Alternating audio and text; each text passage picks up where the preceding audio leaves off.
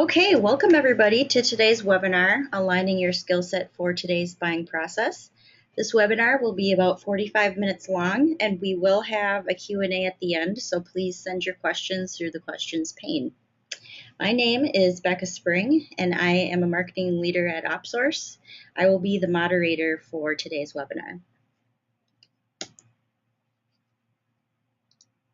I'm very pleased to announce our presenters today, Gary Braun, who is a partner and founder at Pivotal Advisors, and Mark Galloway, who is the partner and president at OpSource.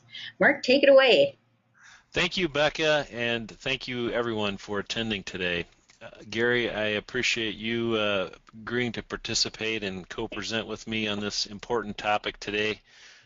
We definitely see a lot of activity and trend related to people changing and re-engineering their sales process for today's buyer. So I think it'll be a lively discussion between you and myself, and I look forward to a lot of questions from the audience. Just a brief background on OpSource. We have been in business for the last 6 years, helping a lot of different types of companies, primarily in the solution or complex sale environment in B2B. We've been helping them with lead development process and execution.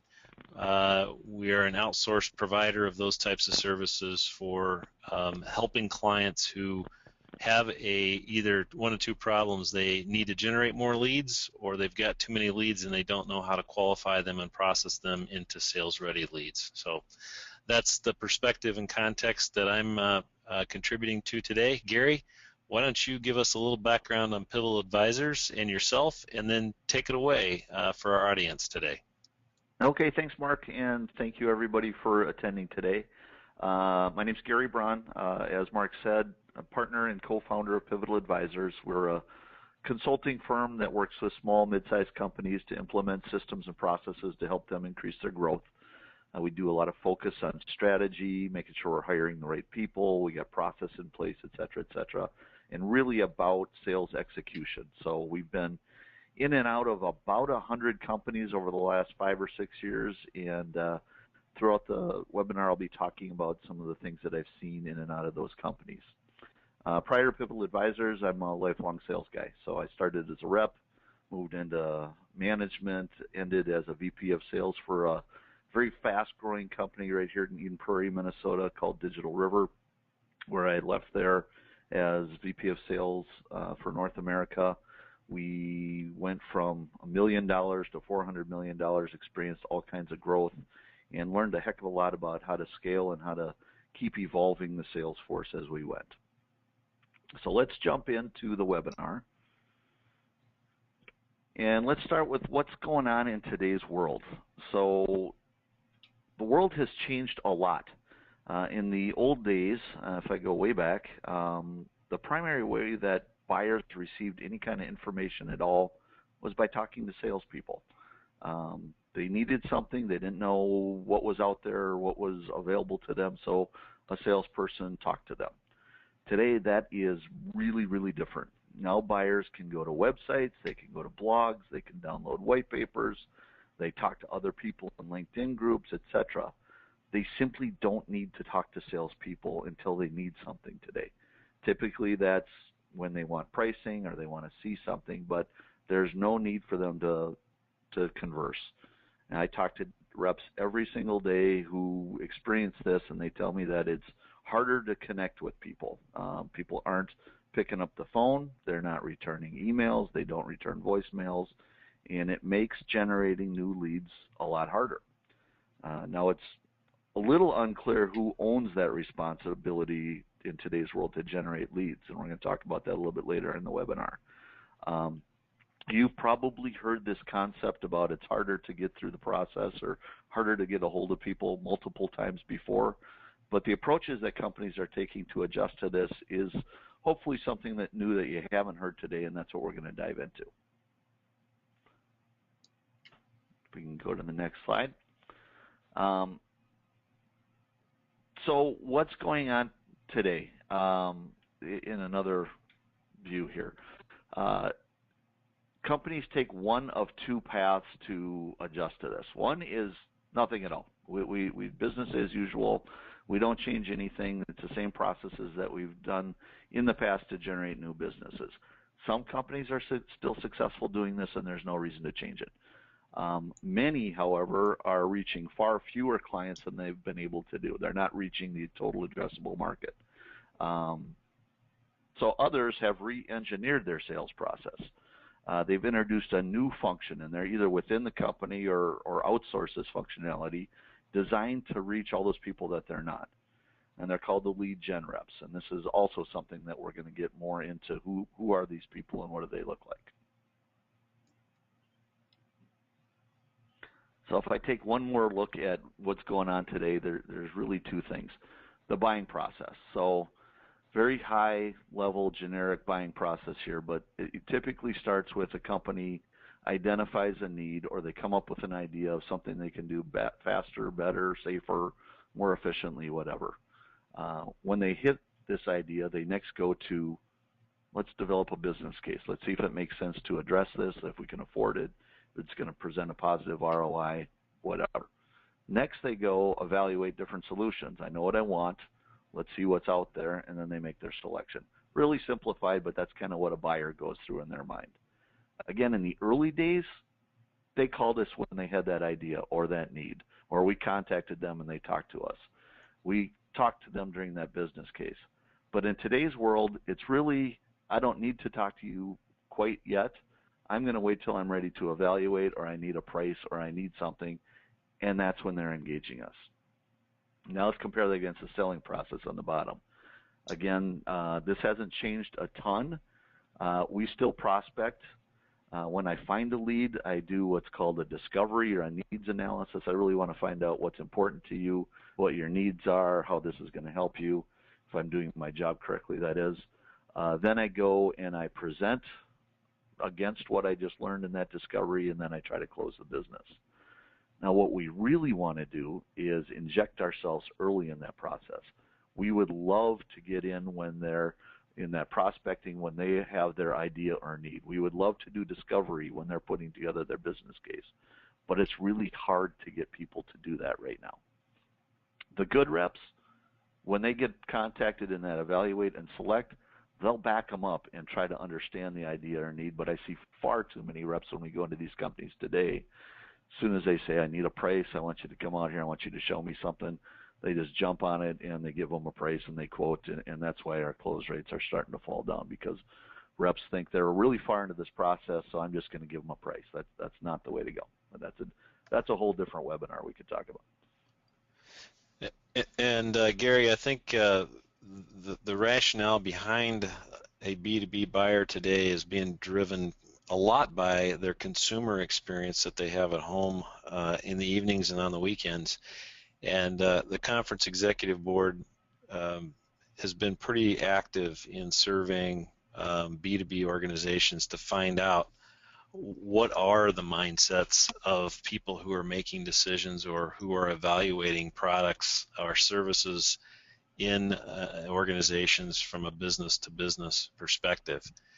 And what their research has come back consistently with, and now it's even trending up in terms of how far down the path buyers actually want to engage salespeople. But if you were to look at the reality, and we certainly see this day in and day out, having processed literally millions of B2B inquiries in the last 6 years, the trend is really their buyers are in a information gathering mode on their own accord. There's so much information available. They have the benefit of reaching out to peers on social networks.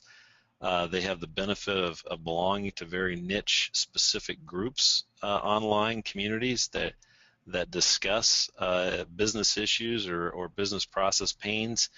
And they just have a wealth of information that in traditional mode, salespeople were responsible for presenting that to them and serving that up to them. But in today's reality, they're gathering that on their own. And so this really changes, as Gary's previous slide pointed out, it really changes what buyers are expecting in terms of engagement in their mode of thinking. go to the next slide, one of the other interesting facts that has been researched to death. This just happens to be a most recent one from Marketo, a software company that automates marketing and the whole lead generation process in terms of online marketing. And what their research and study with Fortune 1000 companies has indicated is that 75% of the leads that come in,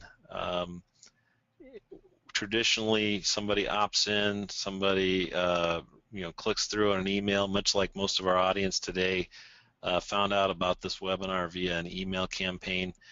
A lot of those things they're finding out is that 75% of the people that make these types of digital connections with content are not yet ready for sales.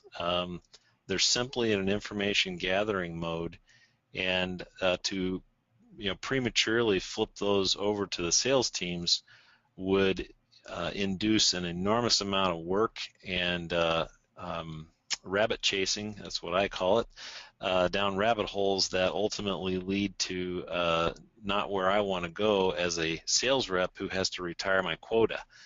And so you put these two facts together in terms of where buyers are at and where most people are at once they raise their hand and actually engage with digital content. You find out via the next slide here that actually, if we could just stay there for a second, Mark. Sure, Gary. One thing that I find when I'm going into all these companies is that a lot of reps are really poor at this. The ones that need further nurturing,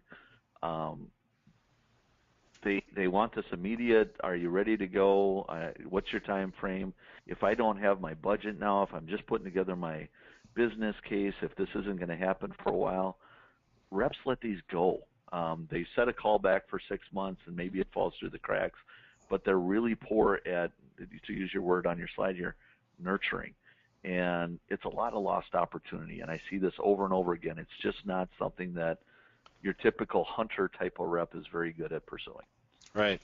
Yeah, we see that as well. And I think to some degree, Gary, that is a symptom of when you're trying to retire quota, the last thing that you really want to start doing is becoming a research analyst and serving up pieces of information for prospects who are early in their cycle. And so that really speaks to this slide. And one of the things that we've discovered is that as marketing automation systems become kind of the norm and people are really reshifting their marketing budgets to a lot of online activity, and frankly, content marketing becoming such a commonplace approach and tactic that a lot of hand raisers are being captured.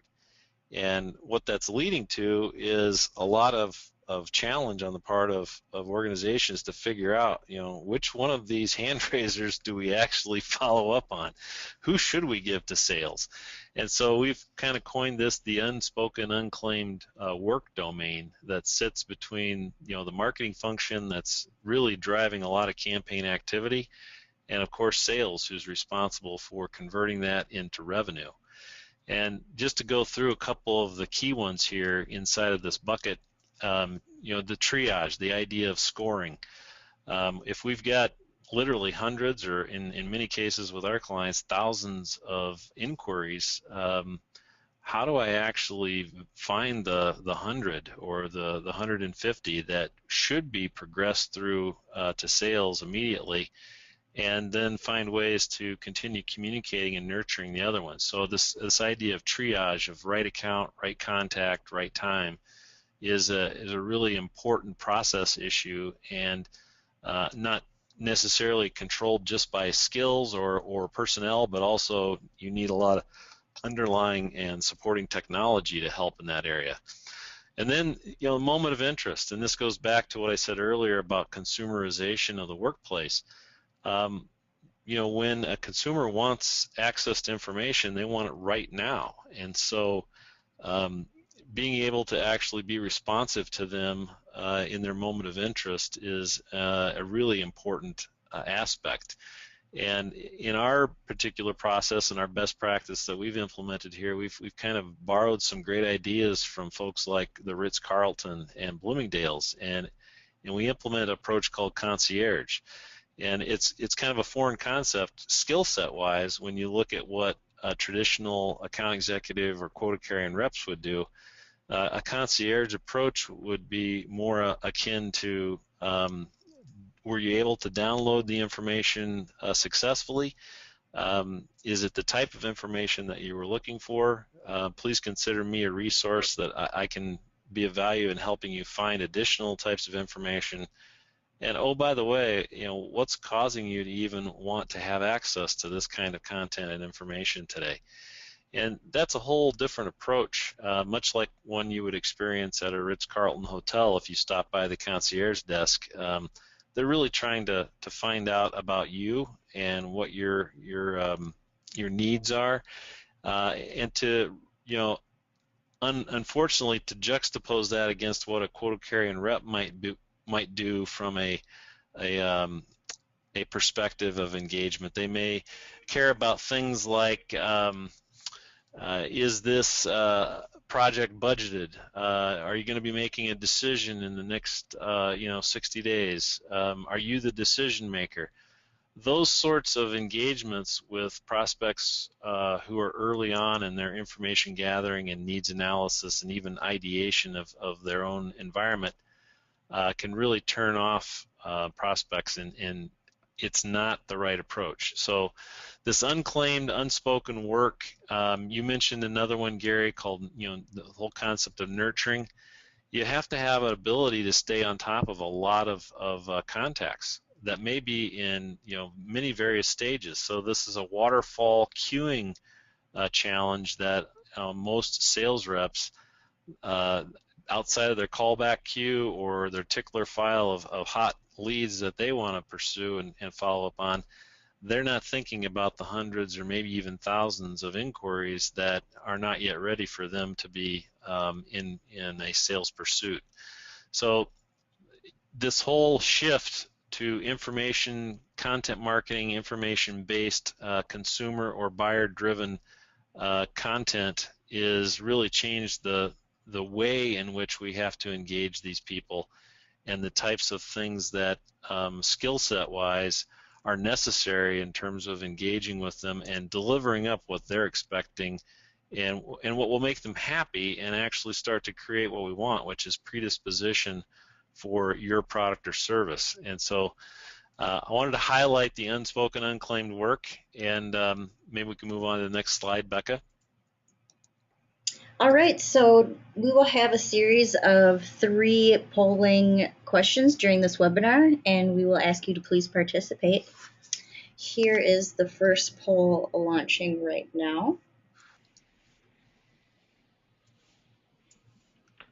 So we want to know from you, how happy are you with the volume and the quality of leads that your sales force is working on? So starting off, we have enough, but maybe the quality isn't great. We've got great quality, but we're not getting enough of them. We're lacking on both of those items, or you're doing really good. We've got great quality leads and we've got enough. So just take a moment and click on the right one, and we'll share the results with you in a second.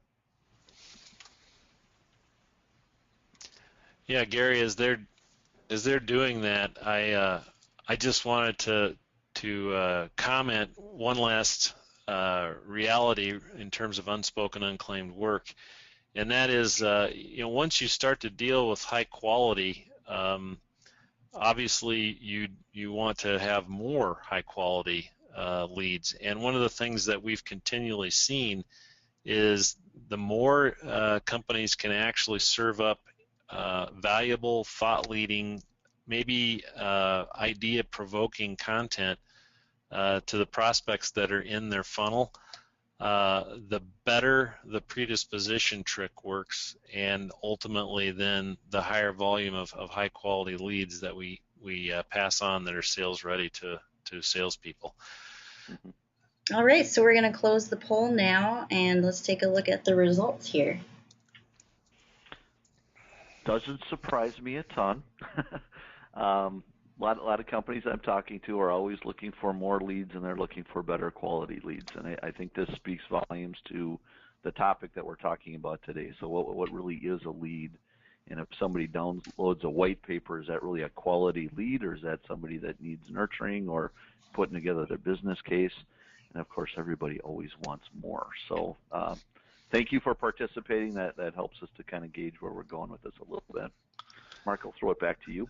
Yeah. One other kind of trend that you always want to keep up with the Joneses, or at least understand what the Joneses are doing. And Inside Sales teamed up with Info USA to do some pretty in-depth market research related to where the roles and where the recruiting and headcount acquisition was coming from for the sales function. And what they found in doing this study over the last several years is that inside sales roles are growing 15 times faster in terms of those being recruited for than traditional, what we would have called field sales representatives. So, beyond just the buyers and the trends that we're seeing in terms of how they go about doing what it is that they've normally done in evaluating and making selection and purchase decisions, the trend is also being reinforced here that sales organizations are reshifting how they actually execute and engage with their buyers, and moving a lot more to an inside set of activities that can be done for any variety of reasons, the least of which is we can often reduce the cost structure of the skill set, bringing it away from an all-in-one sales model to breaking it down into different roles on an inside team. Gary, I don't know if you want to comment on this in terms of what you're seeing with the clients you work with. Absolutely. Companies are definitely moving in this direction. There's entire organizations that are built around that right now. There's organizations like the American Association of Inside Sales Professionals to handle the growing amount of inside salespeople that are there. It's a lot cheaper to have somebody do, using tools like we're using today, to do things like webinars and contact more people than it is to have somebody in the field. Typically, those inside salespeople will cost less. And I'm using the term inside sales generically to mean anything from somebody who carries it all the way from lead gen through closing to maybe even just lead gen people or smaller accounts or whatever. But definitely see this trend moving with the clients that we work with. Yeah, great. I know that you're going to talk about this in a minute, but we've kind of euphemistically called this traditional approach where a quota-carrying rep has to do everything, the all-in-one sales model. And I'm sure you have some great thoughts and ideas here in terms of history, because you yourself, you grew up in this functional area and have probably a lot of intimate knowledge around the transition that you made and what you see with your clients. Absolutely. And I still see this approach used by many companies, and for some companies it still works very well. But this is the rep that does everything. They develop their target list. They do the cold calls. They set their own appointments, get in the door. They expand in there. Their job is to land new accounts, and when they do land them, then their job is to maintain them and grow them if possible. Basically, it's a one rep does everything type of approach. That's tradition. That's, as Mark said, that's where I came from, but that's changed a lot over the years. This is what a lot of people think of when they think of a sales rep. But then a funny thing happened about 5 or 10 years ago is we got some specialization. So where it used to be one rep did everything, now we've got some specialization around skill sets. So companies found out that their best hunters weren't hunting anymore. They landed a lot of new accounts. They built that up. They got a really big book of business, and they were so busy maintaining that big book of business that they weren't hunting anymore, and that was a problem. So they specialized, and they came up with this farming role, and I'm using hunters and farmers generically here, and they might have various different titles, but essentially we had one group of people that was responsible now for going out and landing new business. And The other role, the farmer role, was let's maintain those current relationships and build upon those. And you started seeing titles pop up like territory managers or account managers or account executives, and that they were meant to work with existing clients. And I got to tell you that these are different kinds of reps. They're both very valuable, but they're also different skill sets. Sometimes people frown on the farmer role. I think really good farmers are the ones who know how to really spot new opportunities. They don't just manage current business, but they're looking for the next location, the next product or service. They're looking for strategies that they can tie into, and that's a very different skill set than the traditional hunter, who's really good at how do I get in the door? How do I establish a relationship? How do I work my way through the organization? But the specialization, I'm sorry, go ahead, Mark. I was just going to say, Gary, in your experience, as companies have kind of divided the labor or divided the work effort in terms of the different tasks or types of work associated with selling, what have you seen happen whenever they introduce new roles in the sales process? In this case, one of the obvious logical things would be I introduce more parts, moving parts. It becomes complicated, and I lose some of the effectiveness. But what happened when you've implemented this in the past? Well, I see the contrary, actually, and the hunter rep will always tell you, no, you don't want to do that. It's my relationship, and I own them, and I'm really good, and they want to work with me. But I really find that the customers don't care as long as they have somebody who's competent that's going to service them. By having everybody going through one rep, the super rep, if you will, companies lose a lot of leverage with their customers, because what happens, and I see this a lot like in the printing industry, that rep leaves and he takes his book of business with him, or at least takes a piece of that book of business with them. And that doesn't happen if they're not only working with the hunter, they're working with the account rep, they're working with the customer service rep, they're working with a team of people on the other side. Now when that hunter rep leaves, there's still a whole team of people, and you can retain those customers much more effectively because there's a relationship with the company and a team, not just a person. Plus, I've seen companies have tremendous success growing those accounts because somebody's really focused on growing. So now we move to the. I'm sorry, go ahead. I was just going to say, yeah, and now you're going to talk about even breaking up this whole division of labor even more in terms of the sales process. Yeah, absolutely. This is the next evolution, if you will. So we went from one rep to hunter and farmer, and now I really see a third role. And it's what we started to talk about with that unclaimed work you spoke of earlier. The traditional hunter rep is really not great at nurturing. They're not super good at researching companies and finding that initiative. With today's new world of leaving a voicemail or making calls isn't as effective, they're not great at using new tools and things to get in the door. So all these new skills that are needed, the traditional hunter rep has not been very good at doing. So companies have either outsourced or hired or trained for these new skills. So how do I make sure I'm only working on the leads that make sense? So I'm working on the quality ones. And the ones that aren't quality, I'm nurturing them. And I'm using maybe automation tools like Marketo or Pardot or something along those lines to drip valuable content on them and make sure that as they're putting together their business case, I'm serving their needs at that particular point. I'm giving them the information that they need. I'm doing research on these companies so I can find something relevant to talk to them about, and I'm setting appointments. That person is very good at that, and now the hunter can do what they're super good at. I want to discover, I want to present against those needs that I've discovered, and I can close that business, and now I can pass it to the farmer who's really good at growing that business. So I've seen more and more companies get this third division of labor. It's just the next evolution of where we're going. Right, and in terms of skill sets, boy, you can just look from the graphics here, and you can start to even visualize somebody who has to strap a headset to their head and spend all day at a screen and a keyboard.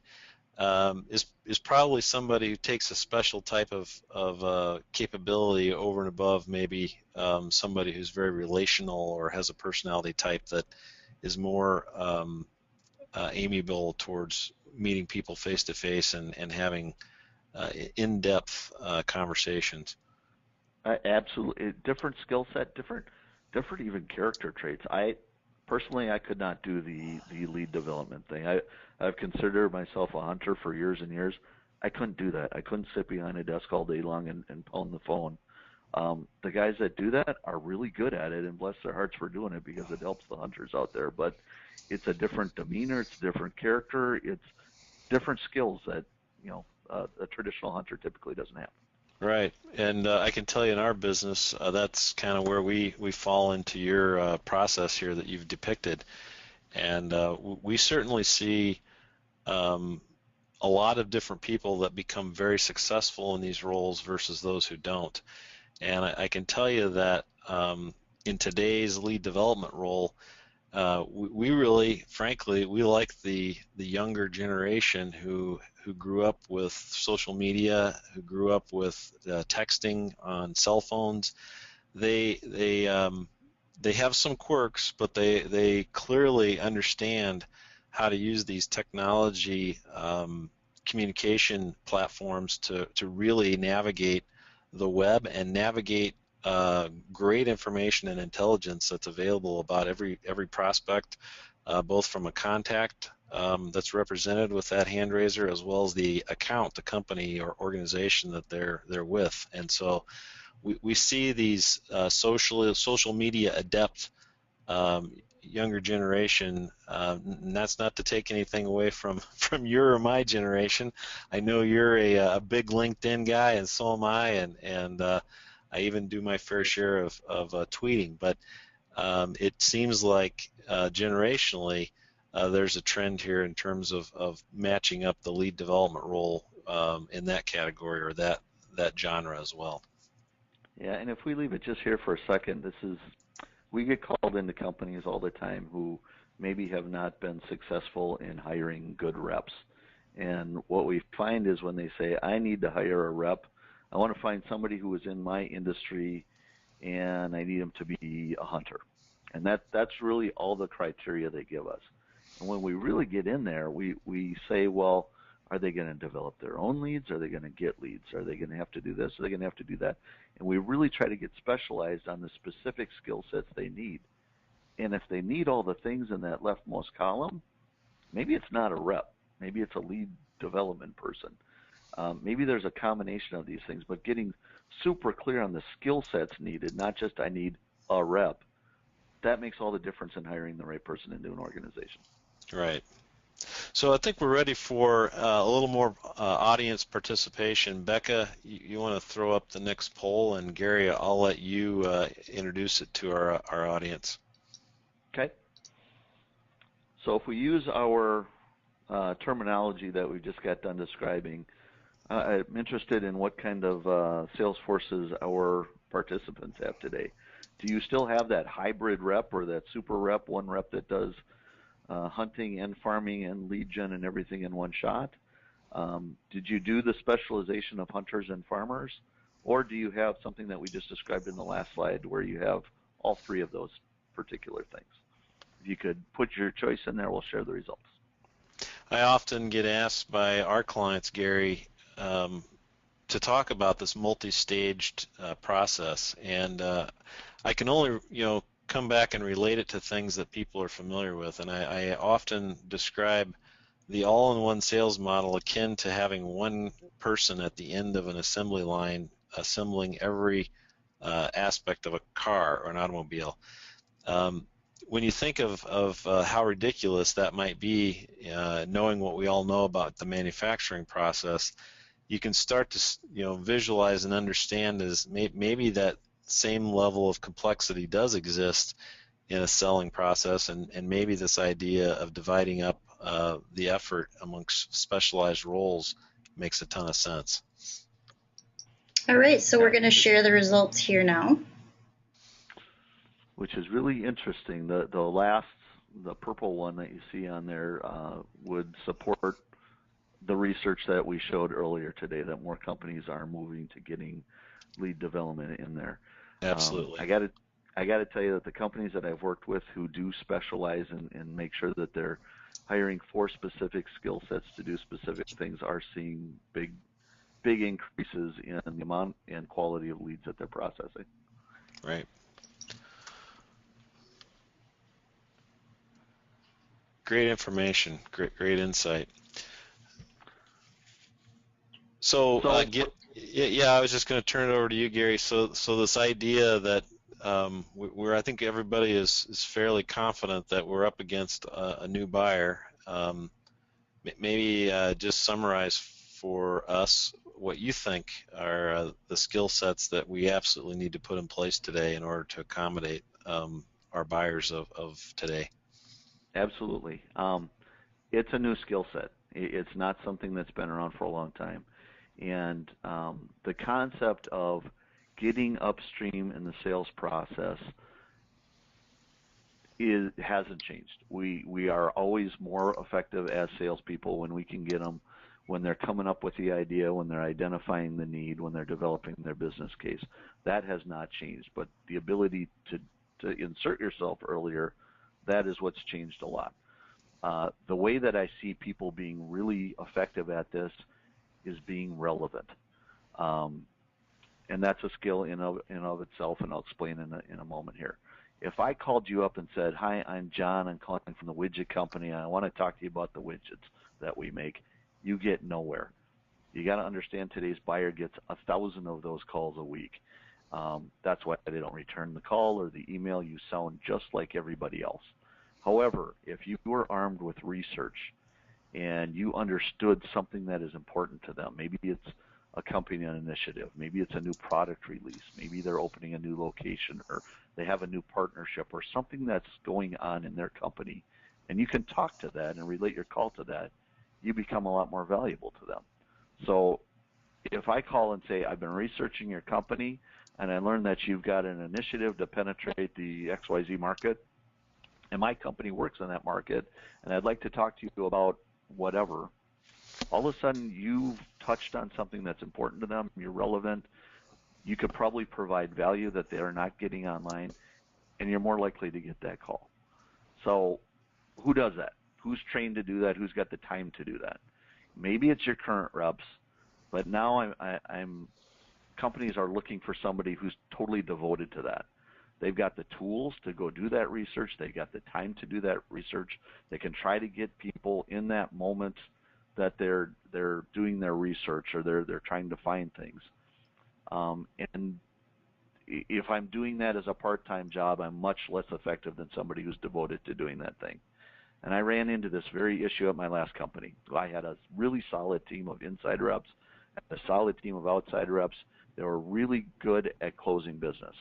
However, we never had enough leads, and they only devoted part of their time to doing that. So I looked at outsourcing, I looked at hiring skill sets, and I ended up hiring a person who focused solely on this. And all they did is they made a gazillion calls a day. They did all the research. They provided my sales team with very accurate, qualified leads with lots of information, and that person paid for themselves in no time, and they actually ended up building a whole team underneath them. And that worked well. I was very hesitant to do that because it was obviously more overhead cost to add another person to the team, not knowing what I would get out of it. But that specialized labor force really worked well for me. Yeah, and I think your point there is well taken. I can tell you that this idea of skill sets that are specialized in outreach, and again, I go back to the word concierge.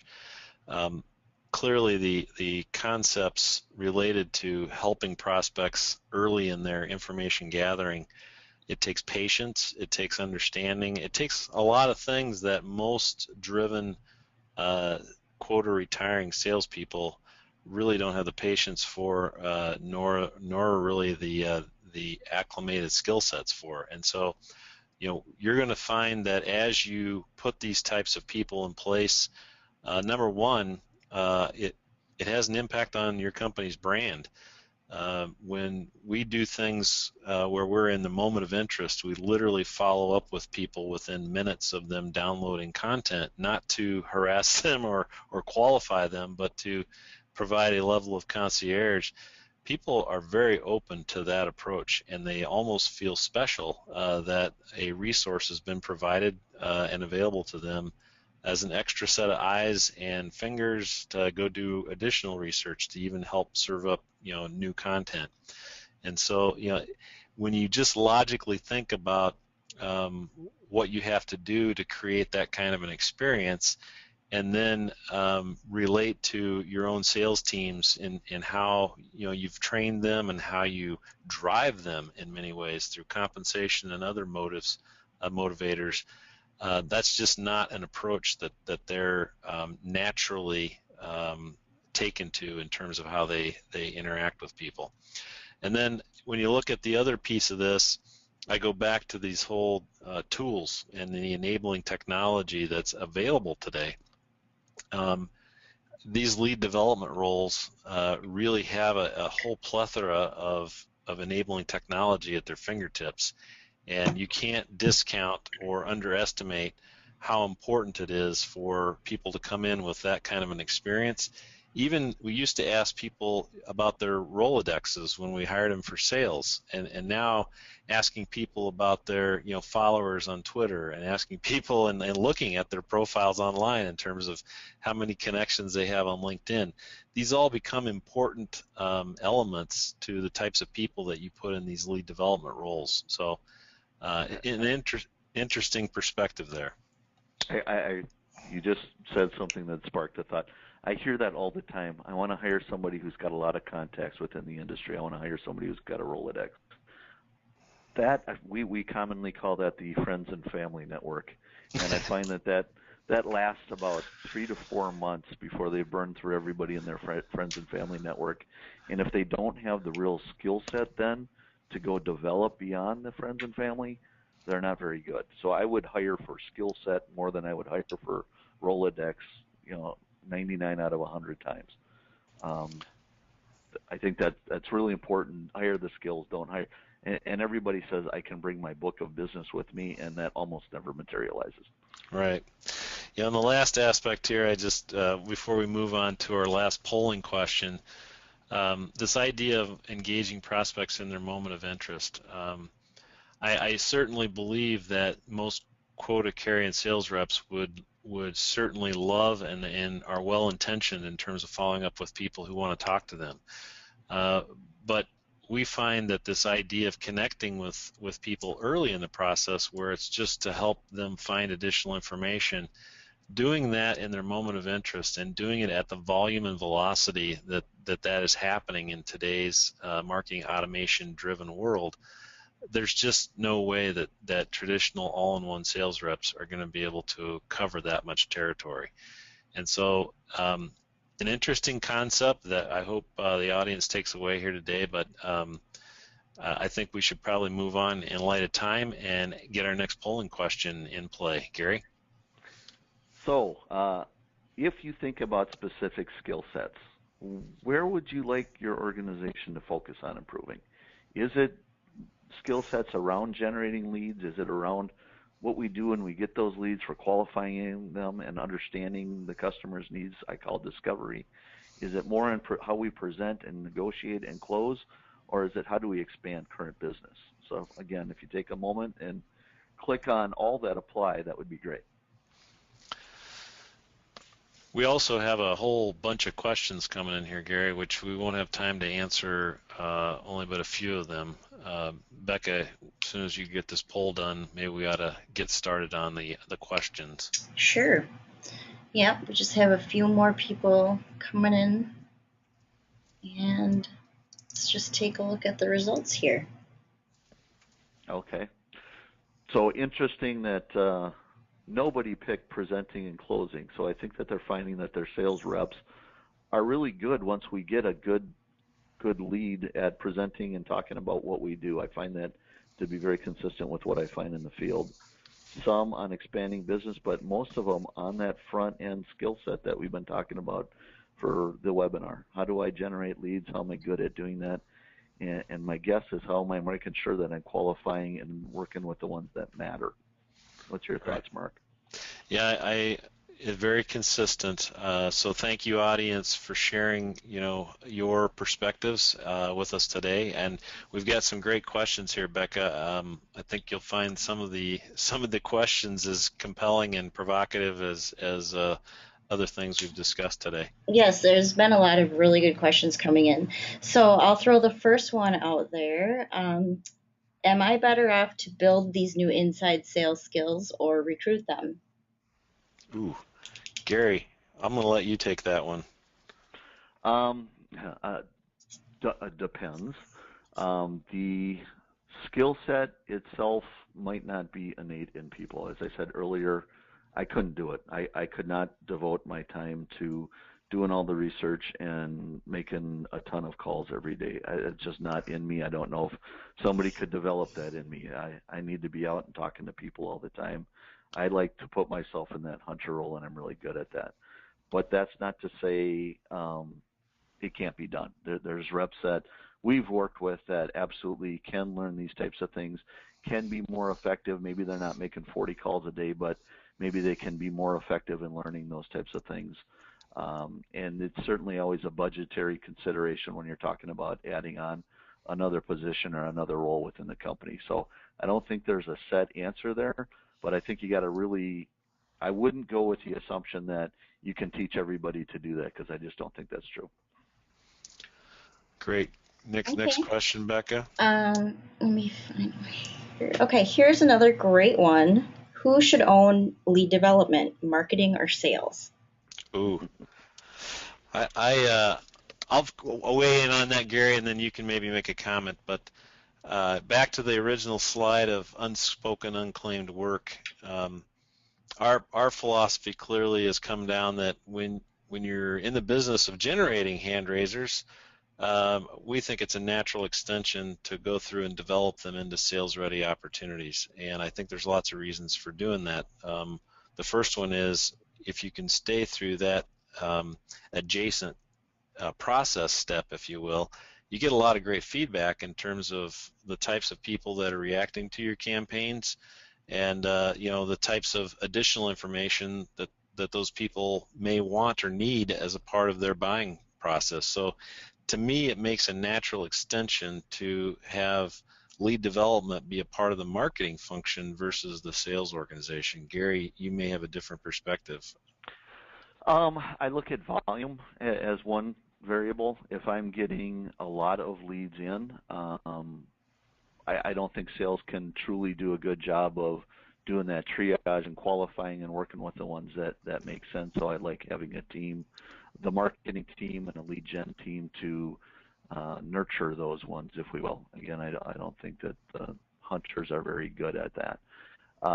If it's a few that are coming in, and I'll back up one step. I'm working with one client right now that gets about 100 leads a week. There's no way that a sales team can handle that. If I'm getting 3 leads coming in per week, my sales guys can probably handle that, and I can do some training to teach them how to do that. If it's outgoing and generating them, I think that's becoming more and more of a marketing function and a lead gen function all the time. I don't think traditional sales guys are very good at that, and I would probably lean more towards the marketing and the specialized role that we were talking about. Great. Thank you, guys. We have time for a couple more. How do you assess whether your current team can transition to the new process? Ooh, great question, Gary. You've actually implemented this, so how did you know whether your current team could do this? And you already intimated that you made some different decisions in terms of how you organized. Yeah, numbers don't lie. If we have goals around how many leads and new opportunities and new things that we need to generate, and the current team isn't doing it, and we've trained them and they're still not hitting it, I like managing from numbers, and numbers certainly don't lie. That was a big part of me making decisions about what we wanted to do to bring in new skill sets and new functionality into our organization. it's natural. If you expect that to hit your growth goals as a company, you're going to need to get 50 new opportunities per year, and your guys are generating 3, and we've done training and they can't get past that. That's my first clue that we need to do something differently. Okay, another question here. What are the key distinctions between a lead development rep and an inside sales rep? Yeah, Gary, why don't you take that one as well, and we'll wrap up today's webinar. Okay. First of all, I don't want to get too hung up on titles, because inside sales rep in some companies means somebody who works an account all the way from developing it to closing it. In other companies, they are just work the smaller accounts, and in other companies, yet they're simply let's scare up the leads and work with the outside sales team. So in a lot of cases, it's the same thing. It really just depends on how you want to define what role you want them to play and what skill set you need them to have. So I would focus more on what skills you need and less on what the title is of those people. Right, and I think that's a good advice, and at the end of the day, it goes back to the whole breaking down the division of labor. Once you know what steps in a process you're going to have completed in terms of a specialization, it becomes a lot easier then to align and map up the right skills and experience and expertise and even personality types associated with those roles. So. Yes, so thank you everybody for attending and participating in today's webinar. We really genuinely hope that you found this content valuable. We will be sending out the recording today along with follow-up content, so watch out for those emails. And if you have any further questions or like to learn more about OpSource or Pivotal Advisors, you can contact Mark or Gary through these emails listed on the screen. Thanks again to everybody, and have a wonderful afternoon.